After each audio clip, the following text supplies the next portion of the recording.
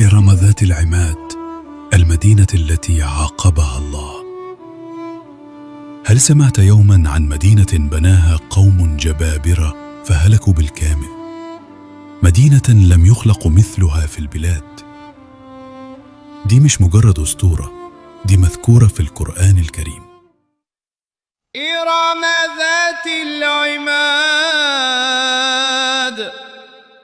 التي لم يخلق مثلها في البلاد.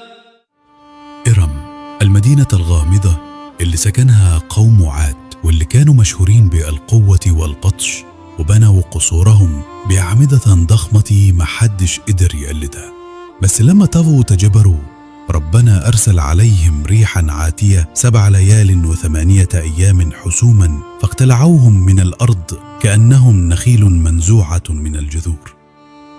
ولقرون طويلة العلماء اعتقدوا إن المدينة مجرد قصة رمزية، لكن في سنة 1992 حصلت المفاجأة. أقمار صناعية أمريكية رصدت آثار مدينة مدفونة تحت رمال الربع الخالي في عمان، مدينة مليانة أعمدة حجرية ضخمة تماما زي ما وصفها القرآن. العلماء أطلقوا عليها اسم أوبار، وفيها اللي قال إنها نفس مدينة إرم. هل دي فعلا المدينة اللي طغت فدفنت تحت الرمال؟ وهل ممكن يكون لسه فيها أسرار ما تم اكتشافهاش؟ الله أعلم، بس الواضح إن كل أسطورة وراها حكاية حقيقية. لو عجبتك القصة ادعمنا بإعجاب ومتابعة واشتراك ليصلك كل جديد.